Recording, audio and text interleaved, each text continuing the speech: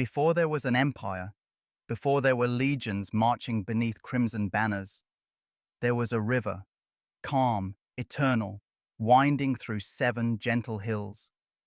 It was along the banks of this river, the Tiber, that time itself seemed to pause, as if holding its breath for what was to come. The story of Rome is not simply a chronicle of kings and wars. It is a mirror, a reflection of ambition, courage, corruption, and endurance. It is the story of how humanity tried to build eternity, and how eternity, in return, shaped humanity. If you're new here, take a moment to subscribe, not just to a channel, but to a journey through time. Tonight, we travel together through more than 12 centuries of triumph and tragedy, from shepherds and myths to emperors and marble. Because the rise and fall of Rome is not only history, it is memory carved in stone. It began, as many great stories do, in silence. Long before the clamor of Senate debates, before the clash of swords, there were shepherds tending their flocks beneath the pale Italian sun. Somewhere among the wild fig trees and wolf-haunted woods of Latium, legend says a she-wolf nursed 2 abandoned infants, Romulus and Remus. No one can prove it. Perhaps no one needs to. For myth, in the ancient world, was not falsehood. It was truth wrapped in poetry. And Rome, more than any civilization before or since, was born from the poetry of destiny. The centuries that followed would see this humble settlement rise from mud huts to marble forums, from local kings to universal emperors. But in every moment, from the founding to the fall, Rome carried a paradox within her heart. She was both destroyer and creator, both brutal and divine. Her legions brought devastation, yet her laws built order. Her ambition devoured nations, yet her art preserved their souls. Rome was both the fire and the light it produced. And that duality, that fragile balance between greatness and ruin, is what makes her story eternal. But how does such an empire begin? How does a people rise from obscurity to rule the known world? To understand Rome, we must first understand her soil, the land of Italy itself. Unlike the flat plains of Mesopotamia or the deserts of Egypt, Italy was a tapestry of hills, valleys, and fertile fields, protected by mountains and fed by rivers.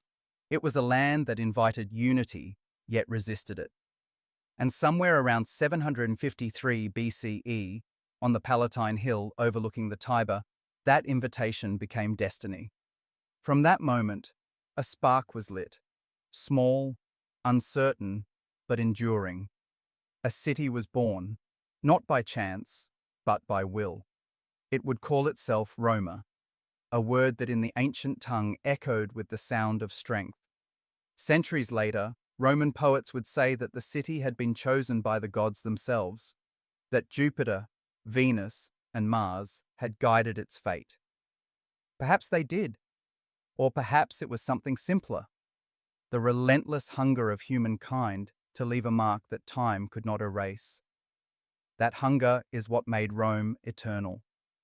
As the centuries unfold before us, we will walk beside soldiers crossing the Alps, senators conspiring in marble halls, and emperors gazing upon cities of gold. We will hear the clash of the Punic Wars, the whisper of Caesar's betrayal, and the quiet footsteps of monks watching the empire fade into dust. But tonight, in this beginning, we listen not to the roar of history, but to its heartbeat. Steady, patient, eternal. So close your eyes, and let the wind of the past carry you to that first sunrise over the Tiber. The mist rises from the water, the hills glow in amber light. And from the shadows, 2 brothers build a city that will one day rule the world. If you're still awake, thank you for joining the beginning of this journey. Don't forget to subscribe, so you'll be with us as Rome rises, reigns, and finally falls. Because history, like Rome itself, was not built in a day. When the first stones of Rome were set upon the Palatine Hill, the world was still quiet.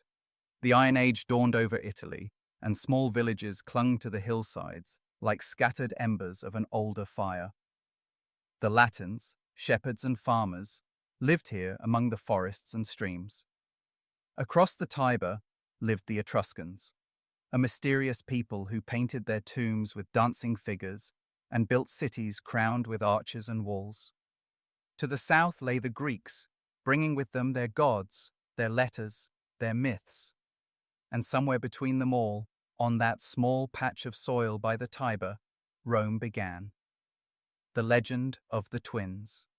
Every great civilization needs a beginning, and Rome, more than any, demanded one worthy of destiny. They say it began with Romulus and Remus, twin sons of Rhea Silvia, a Vestal virgin, and perhaps of the god Mars himself. When their grandfather Numitor, rightful king of Alba Longa, was overthrown by his brother Amulius, the twins were cast into the Tiber, left to die, a cruel end for divine children. But the river, as if obeying fate, refused to claim them. The basket carrying the infants drifted gently to the foot of the Palatine Hill, where a she-wolf, the Lupa, found them. In her den beneath the fig tree, she nursed them until a shepherd, Faustulus, took them in and raised them as his own. Years passed. The boys grew strong, wild, proud, fierce. When they learned their true origin, they overthrew Amulius and restored their grandfather to the throne. But they were not content to live in Alba Longa.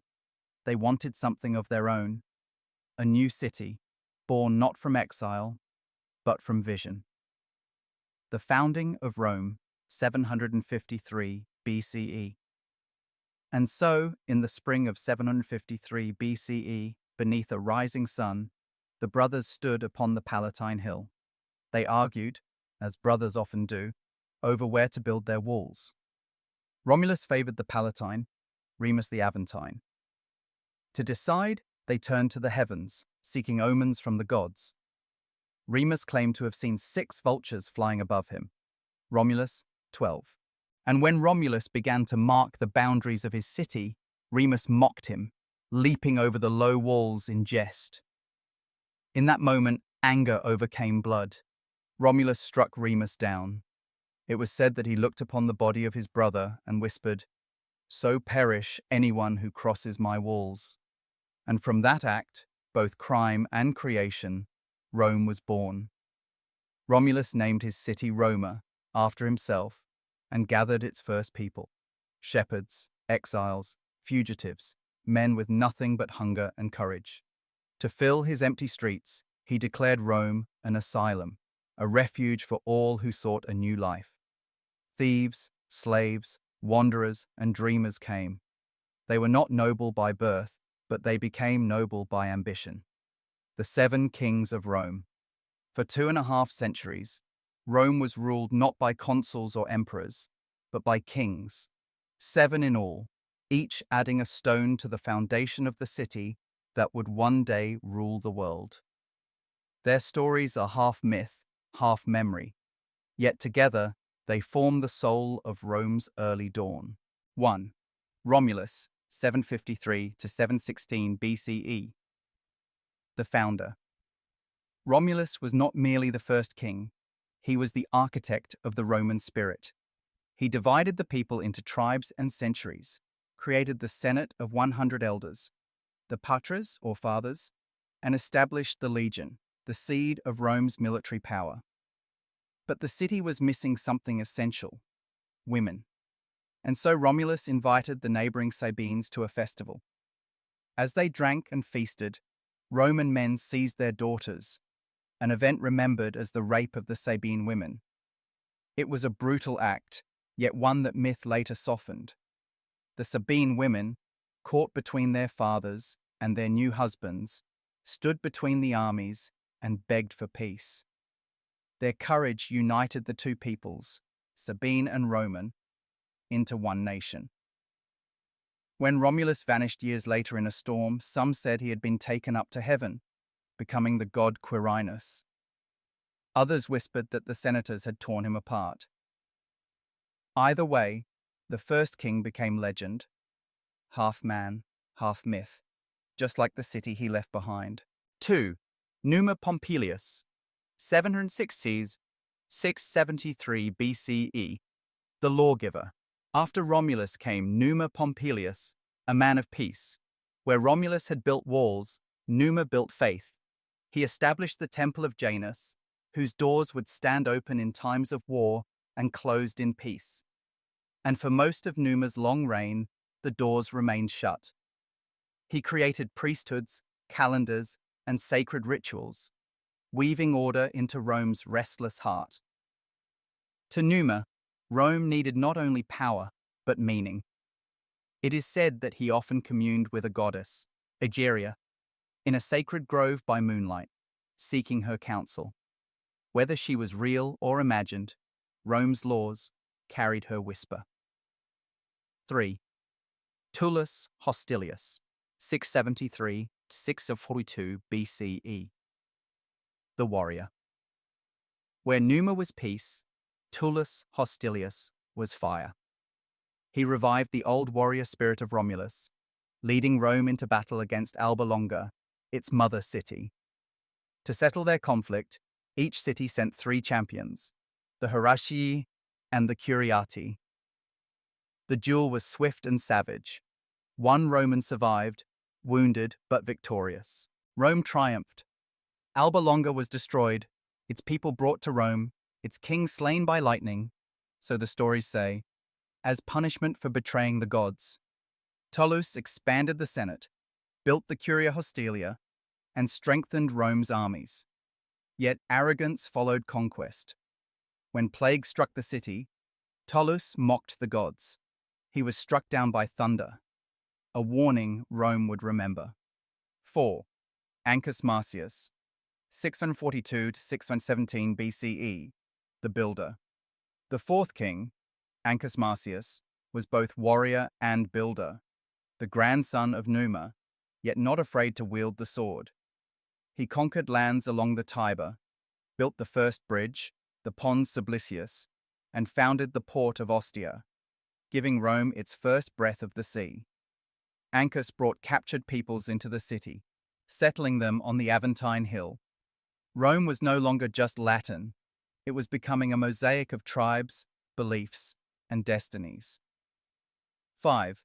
Lucius Tarquinius Priscus, 616–578 BCE. The Etruscan king. Now Rome began to change. A foreigner from Etruria, Tarquinius came to Rome seeking fortune.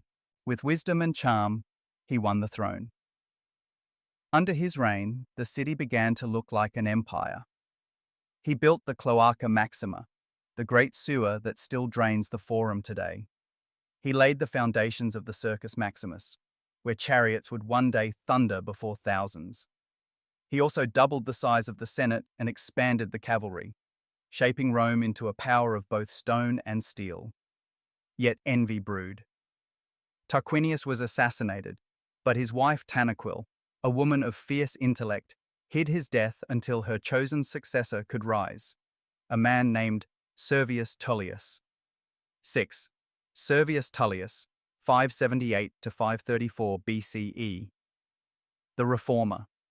Servius, legend says, was born a slave, his head once wreathed in flames as a child, a sign of divine favor. He rose to power with wisdom and grace, reorganizing the city into classes based on wealth and arms. He built the Servian Wall, encircling Rome's 7 hills, and gave the poor a voice in assembly. For the first time, Rome was not merely a monarchy, it was a society. But his generosity earned him enemies. Tarquinius's ambitious son-in-law, Tarquinius Superbus, conspired against him. One morning, as Servius climbed the steps of the Senate, he was thrown down and murdered, his body dragged through the streets by his own daughter's chariot wheels. 7. Tarquinius Superbus, 534–509 BCE.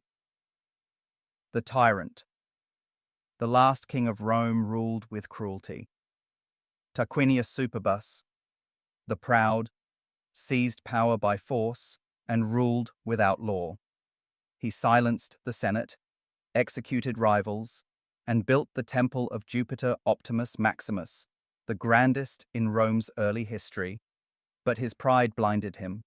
His downfall came not from an army, but from a woman, Lucretia, a noble matron violated by the king's son, Sextus. Her suicide ignited fury. Led by Lucius Junius Brutus, the Romans rose against the Tarquins. In 509 BCE, the monarchy was overthrown, and the Roman Republic was born. Thus ended the Age of Kings. Rome, once ruled by divine right, would now be governed by law, by senate, and by the restless will of its citizens. The seven kings had left behind not only walls and temples, but a legacy of discipline, ambition, and contradiction. From Romulus's violence to Numa's peace, from Servius's reforms to Tarquin's tyranny, Rome had tasted every flavor of power, and as the monarchy fell, the city stood taller than ever, a child grown strong enough to defy its fathers. If this story has carried you this far, let the journey continue. Subscribe and walk beside us as Rome transforms, from kingdom to republic, from the dream of one man to the destiny of millions. Next, we enter the dawn of the Roman Republic, where liberty and ambition begin their long, uneasy dance. When Tarquinius Superbus was cast out of Rome in 509 BCE, the people stood at the edge of a new world, uncertain, trembling, and yet fiercely alive. They had slain the dragon of tyranny, but in its place, they faced something equally powerful, the burden of freedom. For the first time, Rome belonged not to a king, but to its citizens. No man would ever again be called Rex, king, for that word had become poison.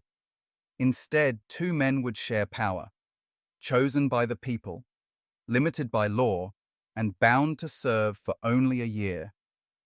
They were called consuls.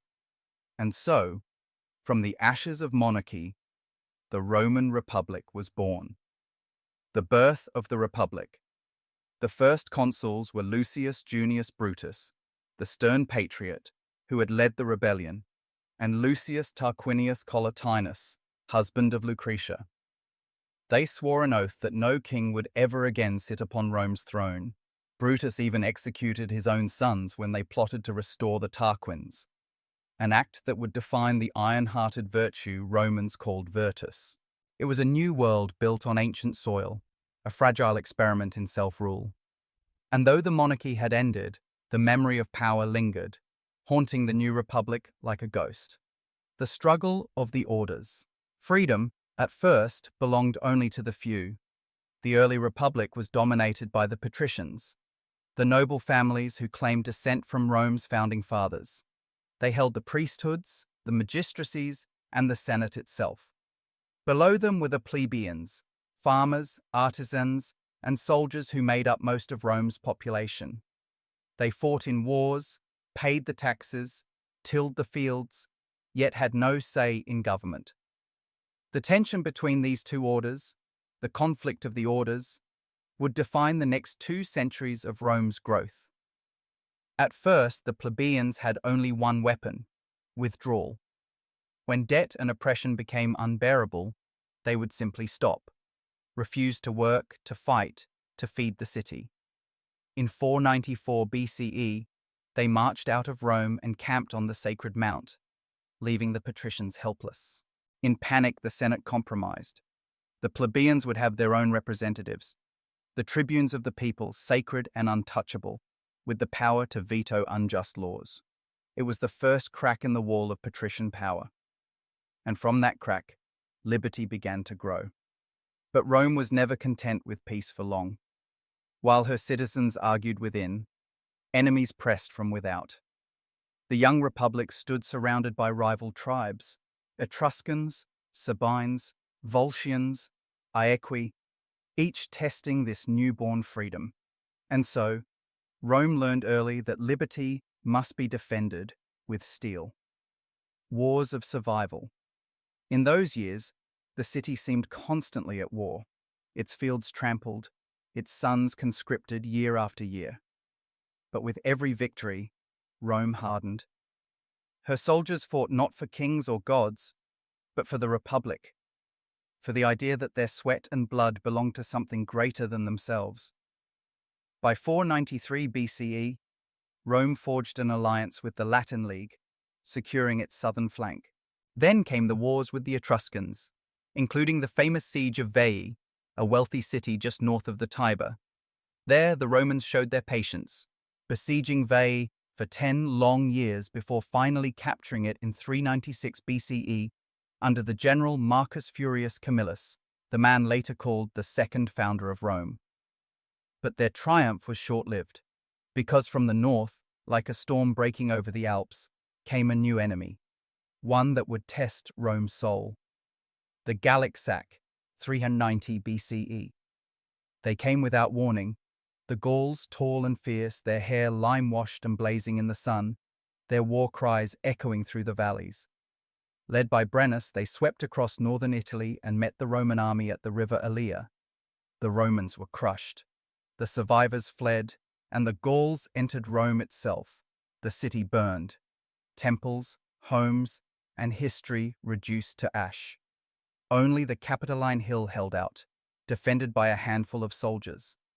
Legend tells that when the Gauls tried to climb the hill by night, the sacred geese of Juno began to cry out, waking the guards and saving the citadel. Even in disaster, the gods seemed unwilling to abandon Rome. Finally, the Romans ransomed their city, paying the Gauls 1,000 pounds of gold. When Brennus mocked their protests over the scales' imbalance, he threw his sword atop the pile and said, "Vae victis," woe to the vanquished. The humiliation seared itself into Roman memory. From that day forward, the Republic swore never again to bow before a foreign foe.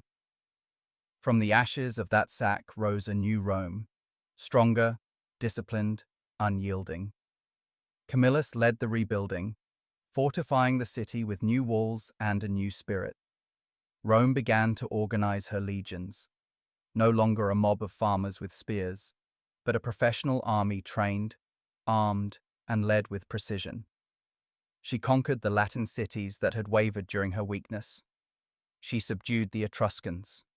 And then, in the 4th century BCE, she turned south, toward the Samnites, fierce mountain warriors who would fight her in 3 long wars. The Samnite Wars, 343–290 BCE. These wars were among the most brutal of early Roman history.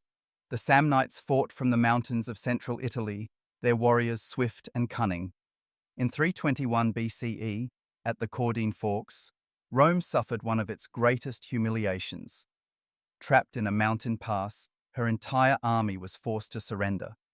The Samnites stripped the Romans of their weapons and made them pass beneath a yoke of spears, a ritual of utter disgrace.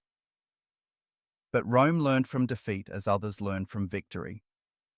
They reformed, rebuilt, and returned, methodically constructing roads to move troops faster, colonies to secure conquered land, and a system of citizenship that bound allies to the Republic. By 290 BCE, after decades of war, Rome had conquered the Samnites and unified nearly all of Italy. The Republic had become not just a city, but a nation. The law of the 12 tables. While Rome conquered abroad, she continued to wrestle with injustice at home. The plebeians, still mistrustful of patrician judges, demanded written laws. And so, around 450 BCE, 10 men, the decemviri, were appointed to carve Rome's laws onto bronze tablets. The result was the 12 tables, harsh, pragmatic, unbending. They detailed everything from property rights to family duties, from theft to trial procedures. It was said, "What pleases the people has the force of law." For the first time, Rome was ruled not by the whims of men, but by words written in metal, cold, impartial, eternal. It was a small step toward equality, but for the Romans, it was the beginning of something sacred, the rule of law. In the centuries that followed, the Republic refined itself. New magistrates appeared, praetors for justice, quaestors for finance, censors for morals. The Senate grew into the beating heart of Roman politics, advising and restraining those who sought too much power. But even as institutions matured, old rivalries endured. The patricians and plebeians, once enemies, slowly merged into a single ruling class, the nobiles. Together, they would guide Rome into an age of conquest that would reshape the world. The Italian web. By the early 3rd century BCE, Rome's control over Italy was absolute, but delicate. Her allies were bound by treaties, her colonies spread like stars across the peninsula. Every road led back to Rome, every soldier swore loyalty to the Republic. This intricate web of alliances became the backbone of Roman strength and the secret of her endurance. For when Rome fought, she did not fight alone. But soon her gaze turned beyond Italy, across the sea toward Carthage, a city rich, ancient, and powerful. There, on the opposite shore of the Mediterranean, lay the next great trial of the Republic, one that would last a century and change the fate of the world. Before we cross that sea, pause for a moment and imagine Rome at this dawn, a city of brick and sweat, of discipline and dream. Its citizens wore simple togas and carried iron will. They believed not in destiny, but in duty. Mos maiorum, the way of the ancestors. They built roads straighter than reason, temples taller than fear, and a republic stronger than kings. But within that strength, a shadow was forming, the shadow of ambition.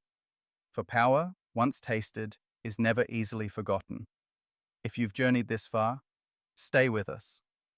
The road ahead leads to the fires of Sicily, the thunder of elephants, and the name that would haunt Rome for generations: Hannibal. Subscribe so you'll be there when the Republic meets its greatest rival and discovers the true cost of empire. By the dawn of the 3rd century before Christ, the Italian peninsula lay quiet beneath Roman rule. Fields that once trembled under Samnite cavalry now rolled peacefully with olive and grain. Roads ran straight as thought. Temples shimmered under the warm Italian sun. Rome believed itself strong. Yet beyond the sea, beyond the horizon where purple waters kissed the sky, another power watched, wealthy, ancient, and proud. Carthage, queen of the Western Mediterranean, mistress of trade, daughter of Phoenicia. Her ships cut the waves like knives through silk. Her merchants dealt in silver and spices, ivory and glass, and her walls, they said, were higher than ambition itself. Rome commanded land, Carthage commanded the sea, and between them lay Sicily, fertile, coveted, a jewel set upon waves. It would become the match that lit a century of war. The First Punic War, 264 to 241 BCE, a struggle for an island. It began, as great conflicts often do, with small men and small disputes. In 264 BCE, a band of mercenaries known as the Mamertines, cornered on Sicily, begged Rome for aid. Carthage intervened. The island called for help, and giants answered. Rome, a land power, had no navy, but Romans believed nothing could remain impossible simply because it had not been done. They captured a Carthaginian ship, copied it plank by plank, and built a fleet. Hundreds of ships, thousands of oars, every stroke a heartbeat of ambition. To offset their inexperience, they devised a boarding bridge, the corvus, turning naval combat into infantry battle. Carthaginian captains scoffed at these land soldiers at sea, but Rome pressed on. The war lasted 23 years. Storms, sieges, starvation. At Mylae, the Romans won their first naval triumph. At Ecnomus, perhaps one of the largest naval battles in history, they broke the Carthaginian fleet. In 256 BCE, Roman legions marched in Africa itself, tasting victory, until the disaster at Bagradus under Xanthippus, a Greek general in Carthaginian employ. Rome reeled, rebuilt, returned. When, at last, the Carthaginians sued for peace in 241 BCE, Rome stood victorious, though exhausted. Sicily became Rome's first province, beyond the Italian homeland at last. The Republic had stepped onto the world stage. But pride is a seed. And in Carthage, resentment grew like wildfire. Imagine a boy in Carthage, watching proud generals returning defeated, watching elders humiliated by foreign terms. His name was Hannibal Barca, and he would remember. The peace between wars. After the First Punic War, Carthage staggered. Unpaid mercenaries revolted, a brutal struggle remembered as the Truceless War, where cruelty knew no restraint. At last, the Barcid family, proud, fierce, born of fire and salt, restored order. Hamilcar Barca, veteran of Sicily, took command. He did not rage at Rome, he prepared. Taking his sons, Hannibal, Hasdrubal, and young Mago, he sailed to Spain, carving a new Carthaginian empire from Iberian hills and mines. Silver poured into Carthaginian coffers, soldiers filled its ranks, and in a sacred temple, legend says, Hannibal swore before his father and the gods, "I will never be a friend to Rome." Across the sea, Rome watched, uneasy. They secured Sardinia and Corsica, helped by Carthage's weakness, then marched east, fighting in Illyria, stretching their arms across the Adriatic. Two powers, rebuilding, two destinies, converging, peace like a thin bridge over fire. The Second Punic War, 218-201 BCE, the most iconic war of ancient history. It began in Saguntum, a city in Spain allied to Rome. When Hannibal besieged it, Rome demanded surrender. Hannibal refused. Rome declared war, and the world held its breath. Hannibal's Exodus, 218 BCE. Elephants through the Alps. Hannibal did not attack by sea, though Carthage ruled the waters. He marched 6 months, 1,500 miles, across rivers, mountains, hostile tribes, through the Pyrenees, across the Rhone, and finally the Alps, giant white teeth of stone piercing the sky, snow-blinded, ice cut flesh from bone, avalanches thundered, men froze standing, elephants slipped and vanished into abyss. Yet still he came, battered, diminished, but unstoppable. When he descended into Italy, the Romans stared in disbelief. No foreign general had crossed those peaks. None ever would again. The battles that stunned Rome. At Trebia, 218 BCE, Hannibal lured the Romans across icy waters and crushed them. At Lake Trasimene, 217 BCE, he ambushed them in morning fog, an entire army swallowed by mist and death. Rome shook. People whispered of omens, of dread, of gods abandoning their city. But the worst was yet to come. Cannae, 216 BCE. Where death moved like a closing hand, the Romans sent 80,000 men, the largest army they had ever fielded. They sought overwhelming force. They found poetry in destruction. Hannibal placed his weakest troops in the center and let them fall back. The Roman mass surged forward, trapped themselves between Carthaginian wings, and when the circle closed, the fate of nations turned red. In a single day, Roman dignity shattered. Tens of thousands died, so many that later Hannibal's men collected rings, bushels of them, from Roman corpses. Rome was broken, yet Rome refused to fall. Here we discover a truth. Greatness is not born in victory, but in refusal to surrender. Fabius, the patience of Rome. A new leader arose, Quintus Fabius Maximus. He did not fight. He refused to fight. He shadowed Hannibal, cut his supplies, denied him battle. They called him coward. They mocked him as cunctator, the delayer. But one day, Rome remembered something. Survival is victory. Hannibal at the gates. For 15 years, Hannibal roamed Italy. He won battles. He broke armies. He marched to Rome's very walls and did not attack. Not because he feared, but because Rome was too strong, too fortified, too stubborn to die. And slowly, the tide turned. Rome struck back in Spain.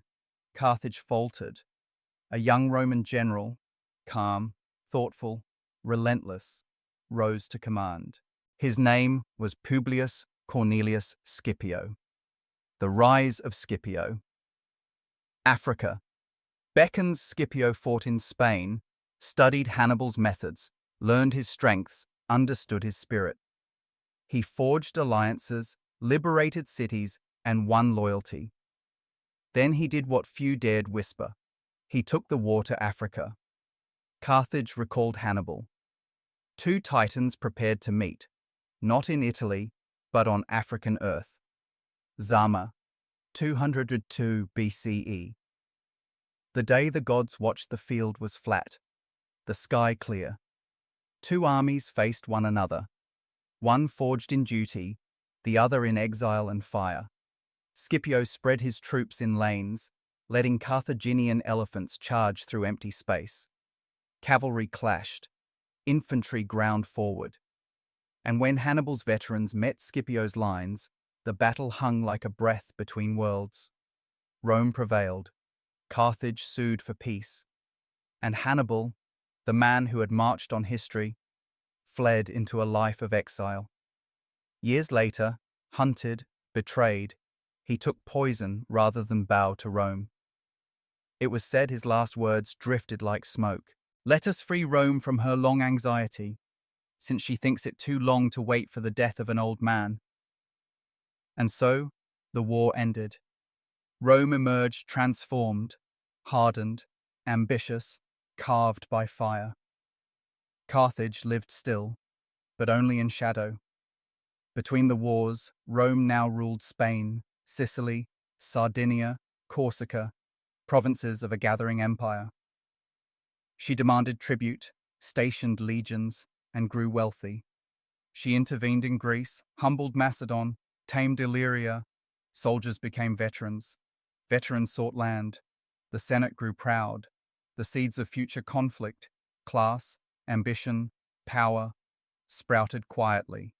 The Third Punic War, 149 to 146 BCE. The final sin to Carthage, forbidden from war, grew prosperous again. Rome, seeing wealth return, grew fearful. Senator Cato the Elder ended every speech, no matter its topic, with the same words: Carthago delenda est. Carthage must be destroyed. In 149 BCE, Rome attacked. For 3 years, Carthage resisted, street by street, stone by stone. When at last the walls fell, the city burned for 17 days. Men died with swords in hand. Women and children were sold into slavery. The harbor was filled with rubble. Legend says the fields were sown with salt. Perhaps not true, but true enough in spirit. Carthage, once queen of the sea, vanished into ash and memory. An entire people, a century-old rival, erased. Rome had won, and in that terrible triumph, something quiet, something essential, was lost. For every empire that conquers the world, there comes a moment when it begins to conquer itself. Aftermath, a new world. The Punic Wars reshaped the earth. Rome gained provinces, wealth, slaves, power beyond imagining. Her legions became permanent. Her generals, political giants. Her senate, proud and distant. And deep beneath the marble, a tremor stirred. Inequality, ambition, restlessness. A hunger not for defense, but for destiny. Because once Rome destroyed Carthage, she faced a question she had never asked before. If the greatest enemy is gone, whom do we conquer next? The answer would lead her to Greece, to Egypt, to Gaul, and eventually to herself. If your eyes grow heavy, rest. If your mind lingers on the footsteps of elephants, let them fade like snow in spring. But when you return with us to a Rome triumphant yet uneasy, a world where victory planted the seeds of discord. Subscribe and follow the legions as they march toward the next horizon, not against foreign kings, but toward the very heart of ambition. After the fires of Carthage died and the smoke drifted out over the Mediterranean, the world stood silent for a moment, as if listening to the heartbeat of a new age. Rome had no equal. From the Pillars of Hercules to the mountains of Macedonia, from the sands of Africa to the shores of Asia Minor, her name was spoken with awe, and sometimes with fear. But power, like a tide, does not rest. It rises, it swells, it seeks new shores. And Rome, reborn from the Punic ashes, began to see not merely lands to conquer, but a world to transform. The conquest of the East. The fall of Carthage left Rome's gaze free to turn eastward, toward the old kingdoms of Greece, Macedon, and Asia. The Greeks, heirs to philosophy and art, had once ruled the world under Alexander the Great.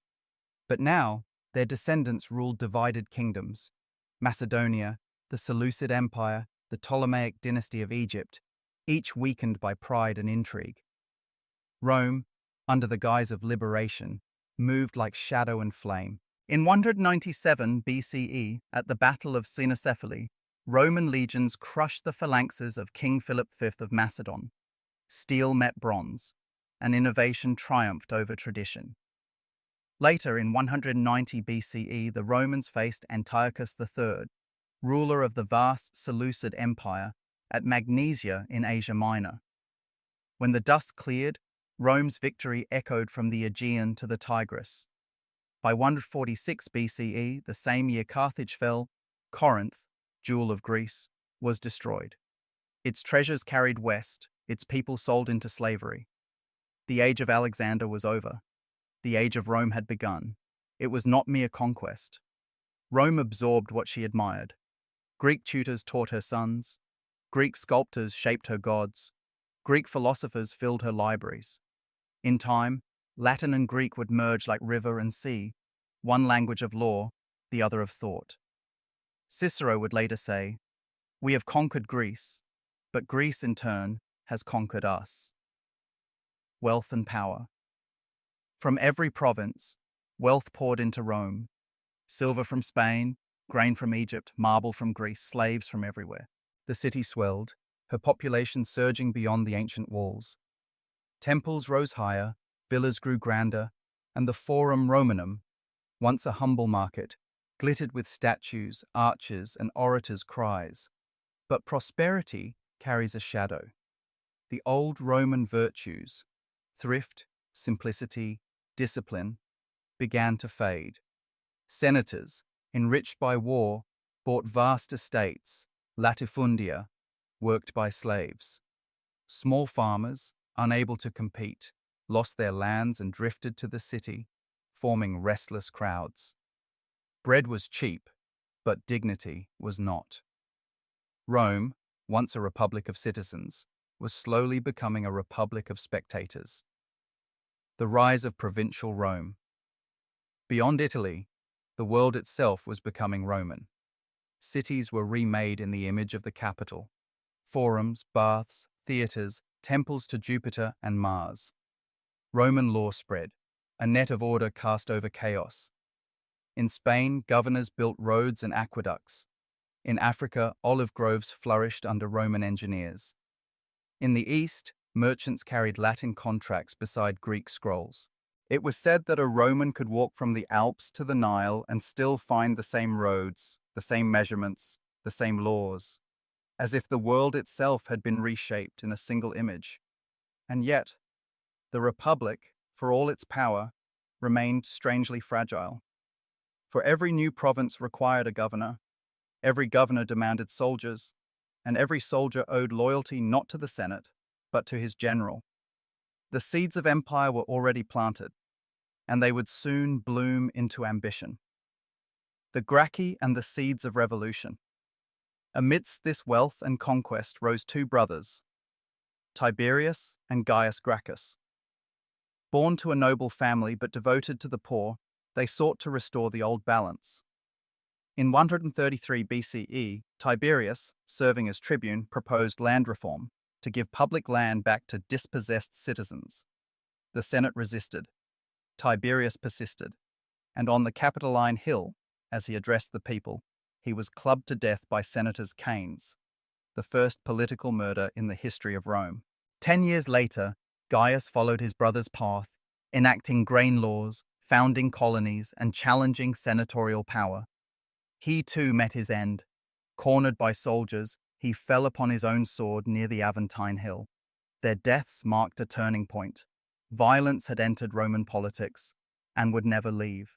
The Republic still stood, the Senate still debated, the legions still marched, but something invisible had changed. The trust between citizen and state. No longer was the Republic united by shared virtue. It was held together by fear, wealth, and ambition. Cultural blossoming. Yet in these same turbulent years, Rome reached unmatched heights of art and intellect. Writers like Plautus filled theatres with laughter. Terence refined the stage. Historians like Polybius, a Greek hostage turned Roman observer, chronicled the Republic's rise with admiring skepticism. Temples multiplied, streets widened, aqueducts stretched across valleys. Rome's engineers learned to tame rivers, raise domes, and move mountains of stone.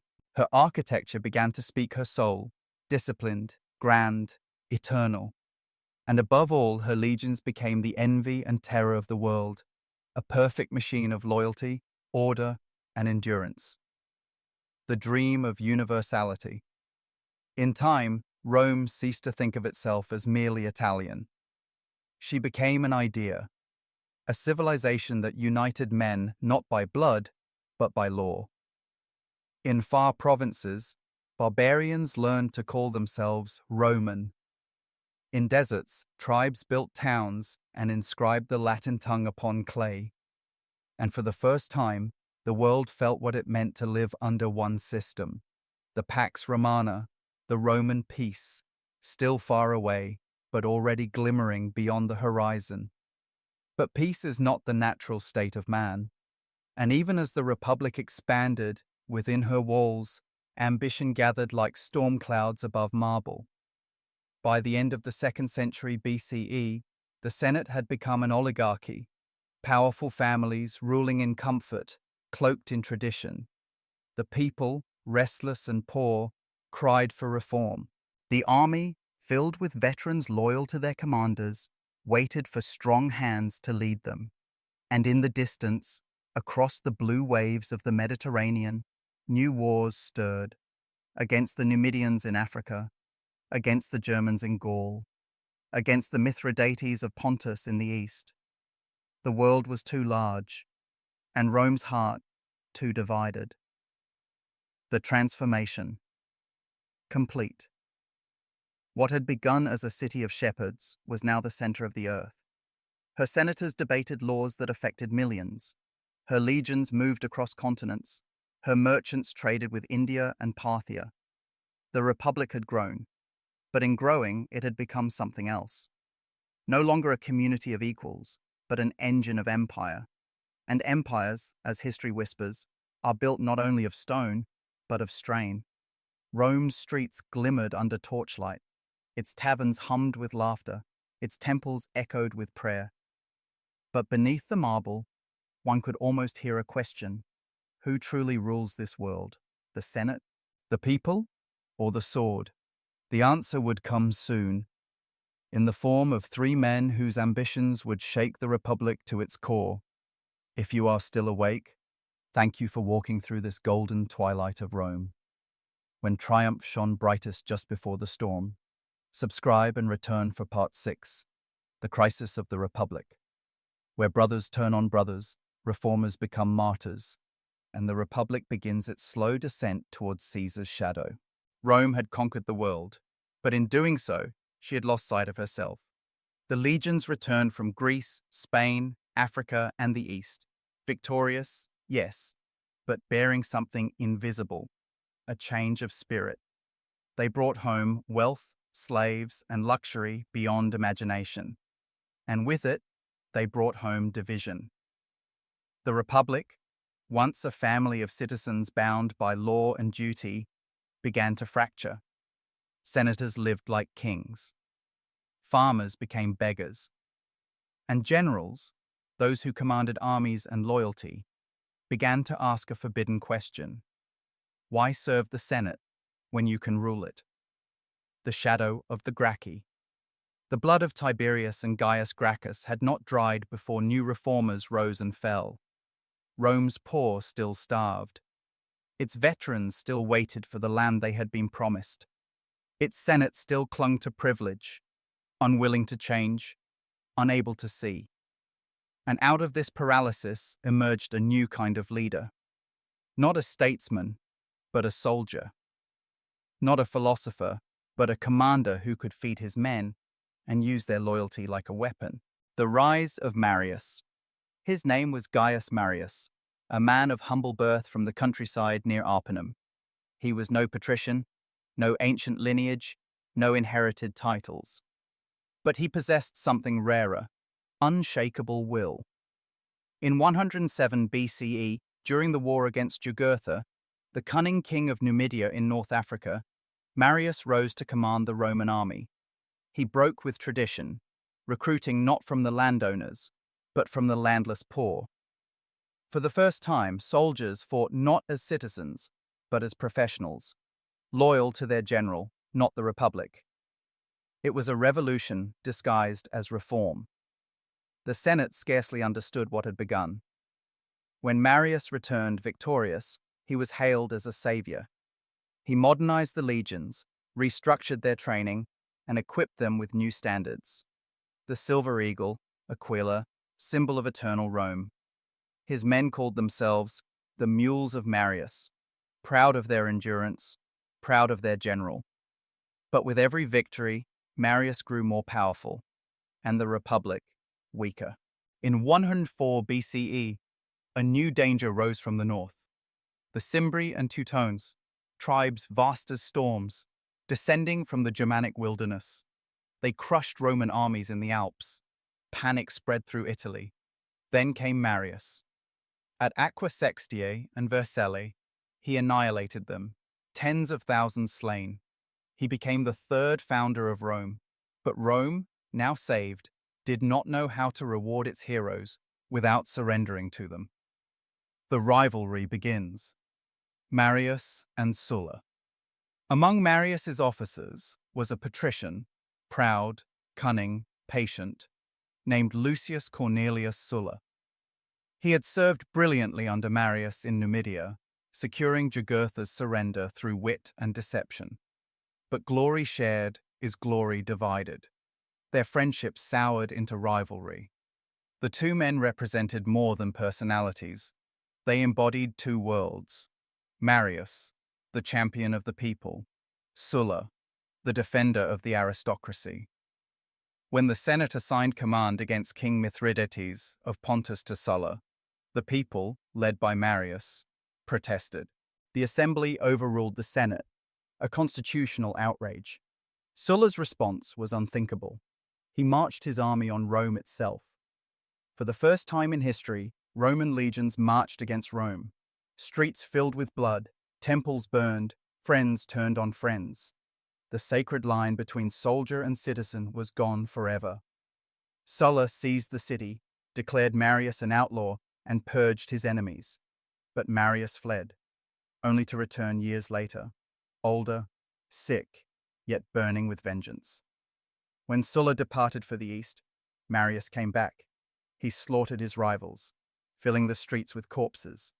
His triumph, a nightmare. He died soon after, exhausted, delirious, victorious, in nothing but hate. And still the Republic endured, scarred, trembling, hollow. Sulla, the dictator. In 83 BCE, Sulla returned from his eastern campaigns, victorious over Mithridates. He landed in Italy with his army, veterans hardened by war, and again marched on Rome. Resistance collapsed. He entered the city unopposed, his face calm, his purpose cold. He declared himself dictator, not for months as custom allowed, but for as long as he deemed necessary. Then began the proscriptions, lists posted in the forum, naming citizens to die. Their properties seized, their sons disinherited, their corpses left in the streets. Even senators trembled, for mercy had fled the city. And yet, amid this cruelty, Sulla rewrote the Republic's laws, tightening senatorial control, limiting the powers of tribunes, restoring order at the price of blood. When his work was done, he did something no tyrant had done before. He resigned, retired to his villa by the sea, and there, surrounded by luxury and ghosts, he wrote his memoirs, the story of a man who had conquered his own country. The Republic had survived, technically. The Senate sat, the assemblies met, the laws stood. But behind the marble and ceremony, everyone understood. Power now lay with the legions, and the men who led them. The rise of ambition. After Sulla's death, a new generation stepped forward, young, brilliant, restless. Pompey, called Magnus, the Great, rose from Sulla's ranks. Handsome, calculating, beloved by his troops. He crushed pirates in the Mediterranean, subdued revolts in Spain, and defeated Mithridates himself. Then came Crassus, the richest man in Rome, whose fortune bought influence like others bought bread. He earned his fame quelling the revolt of Spartacus, the gladiator who led an army of slaves, a rebellion so vast that it shook the Republic's conscience. Crassus won, but the victory was stained. Along the Appian Way, 6,000 crucified slaves hung as a warning, a forest of agony lining the road to Rome.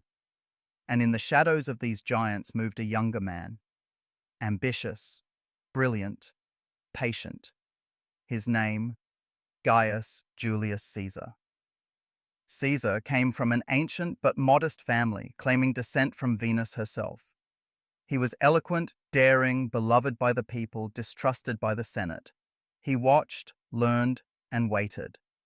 For the Republic was crumbling not through invasion, but through its own contradictions. Wealth against poverty, Senate against people, ideal against ambition. And Caesar, more than any man before him, understood how to turn chaos into destiny. The end of old Rome. By the mid-1st century BCE, the Republic had ceased to function. Elections were bought, not won. Senators traded votes for favors. The assemblies shouted but decided nothing. And the people, weary, hungry, cynical, looked not to law but to leaders. In the east, armies still fought. In the west, legions held Spain and Gaul. But at home, the center no longer held. The Republic, once a masterpiece of balance, 2 consuls, 1 year, laws against tyranny, had become a stage for rival strongmen. And so, the curtain rose on the next act, the alliance of Pompey, Crassus, and Caesar, the so-called First Triumvirate.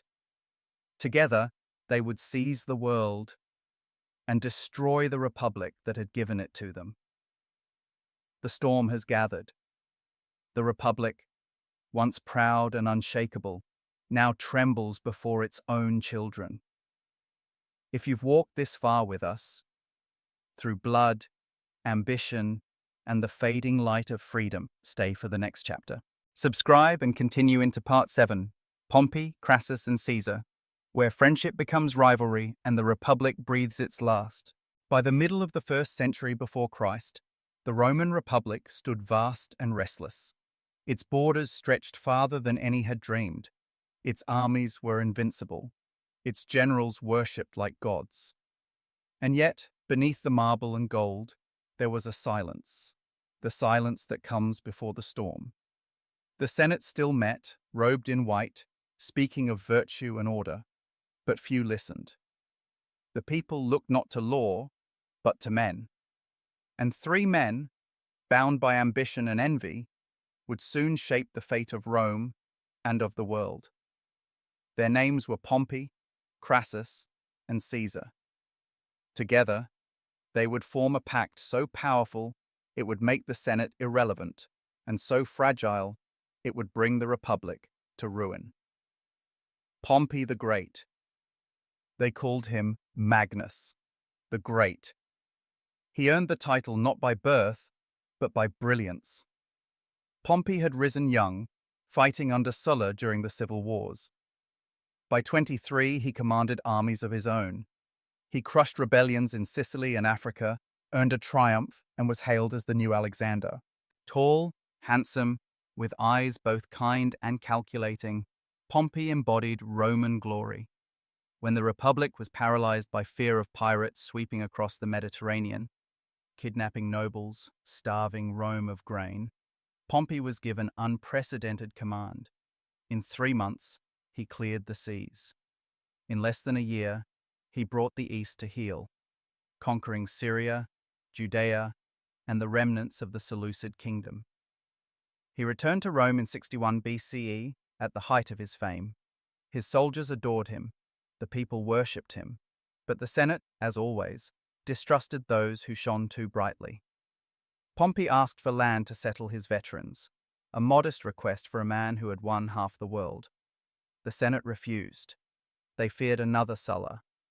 And so they drove Pompey, the Republic's hero, into alliance with its enemies. Crassus the Rich. If Pompey ruled by glory, Marcus Licinius Crassus ruled by gold. He was, by every account, the richest man in Rome, his fortune born from fire.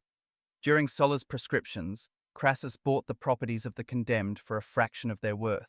He trained his own band of slave firefighters, who would rush to burning homes, bargain with the owners, and only douse the flames once the deed was sold. To his enemies, he was ruthless. To his friends, generous. To Rome, indispensable. He longed not for wealth, he already possessed it, but for glory, the one treasure Pompey held in abundance, and so he sought it in war. When the slave rebellion led by Spartacus threatened the Republic, Crassus crushed it with iron. Yet even in victory, he found himself overshadowed. For Pompey, returning from Spain, claimed credit for finishing the war. Between them, envy simmered, 2 men too proud to serve, too wary to rule alone. Caesar the Visionary. And then came Gaius Julius Caesar, younger, poorer, but infinitely more dangerous. Born into an ancient patrician line, Caesar's youth was marked by charm and daring. He refused to divorce his wife when ordered by Sulla, declaring that he could not abandon her, or his principles. He fled Rome, lived in hiding, and was later captured by pirates. When they demanded ransom, he laughed, told them they had asked for too little, and when freed, returned to crucify them all. His confidence bordered on prophecy. By the time he reached the Senate, he had already won hearts with words alone. He spoke with rhythm, with fire, with compassion. The poor adored him. The aristocrats feared him. And the world, though it did not yet know it, would never forget his name. The First Triumvirate. In 60 BCE, politics in Rome reached a deadlock. Pompey's veterans were landless. Crassus's wealth brought him no respect. Caesar, newly returned from Spain, sought higher office, but faced senatorial opposition. And so, the three met, not as friends, but as men who understood necessity. They formed a secret alliance: Pompey's soldiers, Crassus's gold, Caesar's charisma. Together, they would dominate elections, control policy, and divide Rome's resources among themselves. They called it nothing. History called it the First Triumvirate, rule of 3. Caesar would become consul, the highest office in the Republic, with Pompey's support and Crassus' money. In return, he would secure their interests: land for Pompey's troops, financial reforms for Crassus. But even as they toasted their agreement beneath the torchlight, each man knew the truth. There could be no peace between equals, only a temporary balance before the inevitable fall. Caesar in Gaul. Once consul, Caesar was given command of Cisalpine Gaul and Illyricum, and later Transalpine Gaul, modern France. To the Senate, it was a distant frontier. To Caesar, it was destiny. From 58 to 50 BCE, he waged war like no Roman before him. He conquered tribe after tribe, Helvetii, Belgae, Nervi, and wrote of his victories in calm, clear prose. Veni, vidi, vici. I came, I saw, I conquered. He crossed the Rhine to humble the Germans. He crossed the Channel to Britain, the first Roman to set foot upon that misty isle. His legions, hardened and loyal, followed him not out of fear, but devotion. They called him Imperator, commander, a word that soon would mean emperor. Every victory enriched him. Every triumph made the Senate tremble. By 50 BCE, Caesar was no longer a politician. He was a living legend.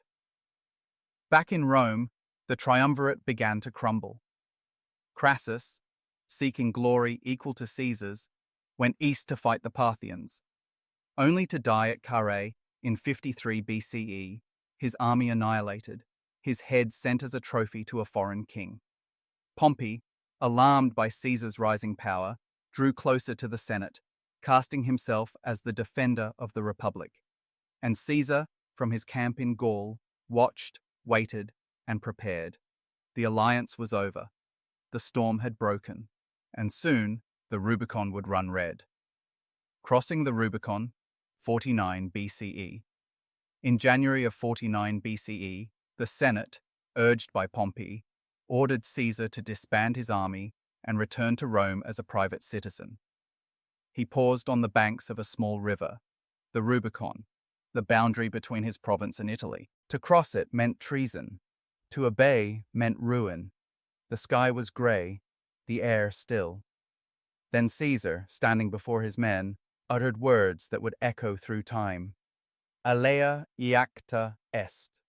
The die is cast. He crossed. The Republic gasped. Civil war began. Pompey fled south, gathering the Senate's loyalists and legions. Caesar marched swiftly, seizing Rome without bloodshed. He proclaimed clemency, clementia, mercy, promising pardon to all who opposed him. But mercy, too, can be a weapon. Pompey withdrew to Greece. Caesar followed. At Pharsalus, in 48 BCE, the two armies met. Citizen against citizen, friend against friend. Pompey's troops outnumbered Caesar's. But Caesar's men were veterans, disciplined, loyal, fearless. When the dust cleared, Pompey's army was shattered. The great general fled to Egypt, seeking refuge. There he was betrayed and murdered on the shores of Alexandria. When Caesar arrived and was presented with his rival's severed head, he wept. Not for Pompey, but for Rome. The dictator. Caesar lingered in Egypt, entangled in the politics of the Ptolemies, and in the charm of a queen named Cleopatra. Together they formed an alliance, and some say a son. But Caesar's destiny lay elsewhere. He returned to Rome, absolute in power. The Senate named him dictator for life. Coins bore his image. Statues rose beside those of gods. He passed reforms, forgiving debts, reorganizing the calendar, granting citizenship to provinces. He dreamed not of ruling Rome, but of remaking it, a new world governed by order, merit, and destiny. But in the hearts of old republicans, fear burned. They whispered that the republic was dead, that Caesar would make himself king. On the Ides of March 44 BCE, the Senate gathered. Caesar entered, unguarded, confident. He sat.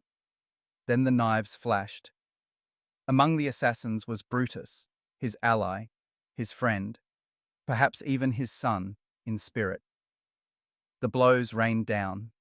Caesar fell beneath Pompey's statue, his blood pooling where the Republic had once been born.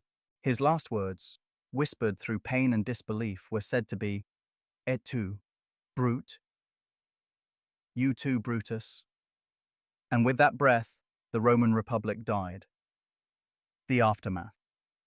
The assassins, calling themselves liberators, expected gratitude. They found chaos. The people mourned Caesar as a martyr. At his funeral, Mark Antony spoke with fury and grief, raising the blood-stained toga before the crowd. Rome wept, and weeping turned to rage. The city burned again. The conspirators fled. The Republic, broken and faithless, dissolved into war once more. From the shadows would rise a new figure, young, patient, cold. Octavian, Caesar's adopted heir, would take his name, his fortune, and his vengeance. But that is for another night. For now, the Republic lies still. Its temples stand, but its spirit has fled. It began with 7 kings, grew through centuries of struggle, reached glory under Caesar, and now rests beneath the weight of its own greatness. If your mind still drifts among the echoes of Rome, stay. Subscribe and follow us to Part 8, Augustus and the Birth of the Empire, where out of the ashes of the Republic rises something new, not freedom but eternity. The Republic was dead, but Rome, eternal, restless, undying, would not stay in the grave. From the ashes of civil war rose a new light, a figure both fragile and unbreakable, the adopted son of Julius Caesar, Gaius Octavius, known to history as Augustus. When he first stepped into the story, he was not yet 20 years old, pale, quiet, sickly. The senators laughed, the generals dismissed him, but destiny often wears a humble face. Within a generation, this boy would rebuild what centuries had destroyed. He would end the wars, tame the legions, and give the world its first taste of peace in 1,000 years. The rise of the heir. When Julius Caesar fell beneath the daggers of the Senate in 44 BCE, Rome was once again consumed by chaos. In his will, Caesar had named Octavian his heir. The news stunned the city. This frail youth, barely a man, now carried the legacy of the greatest conqueror alive. But Octavian was more than fortunate.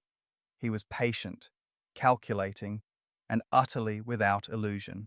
He knew that in Rome survival was not for the strongest, but for the most adaptable. At first, he played the role of the obedient son, avenging Caesar's murder.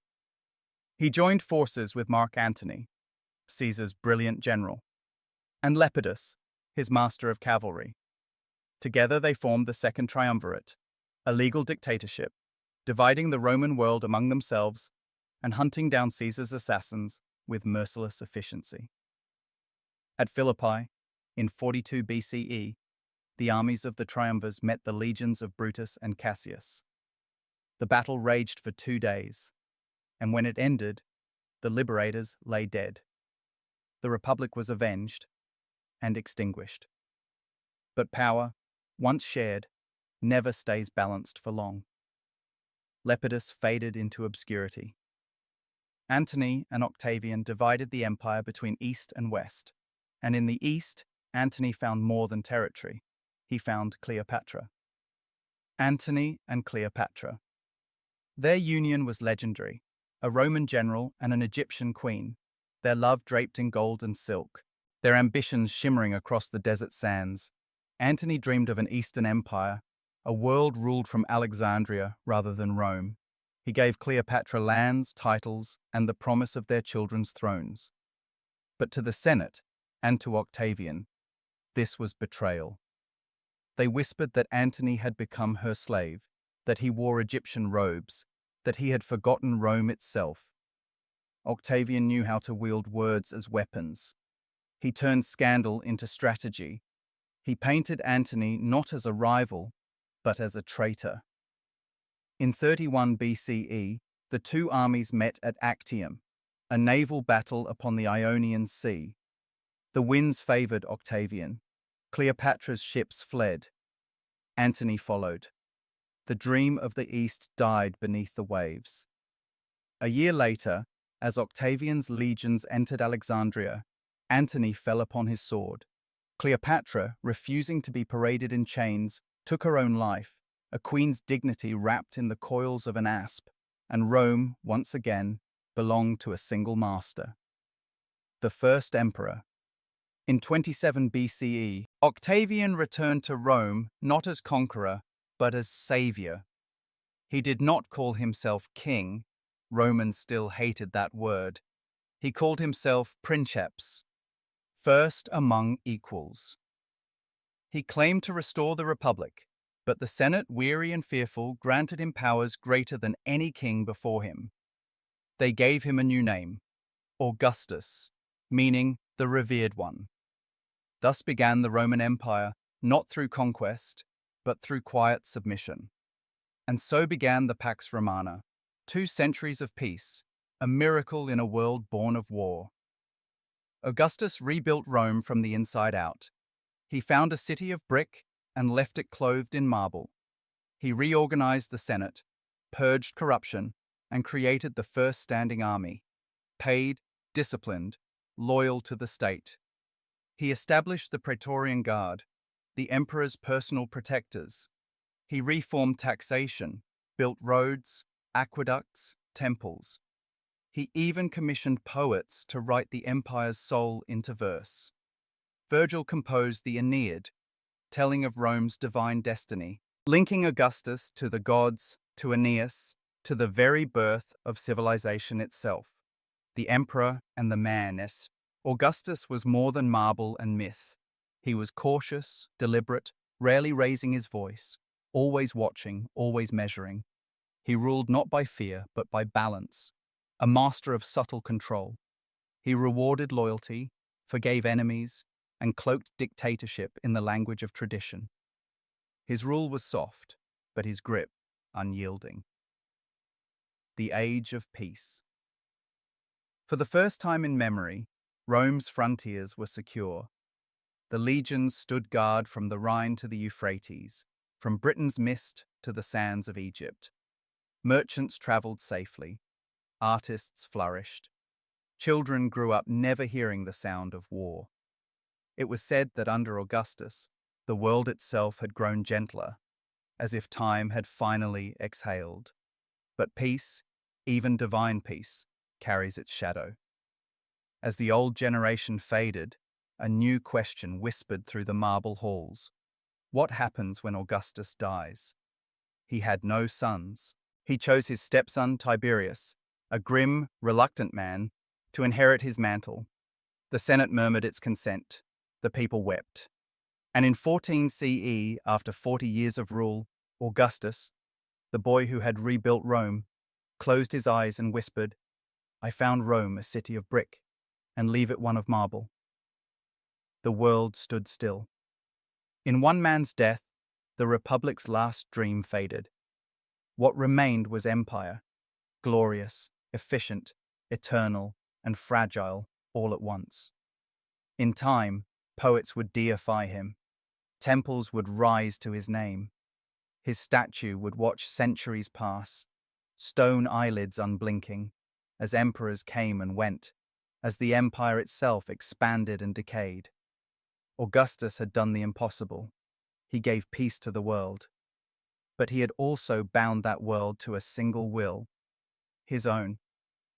The Age of Kings had returned, draped in the robes of civilization.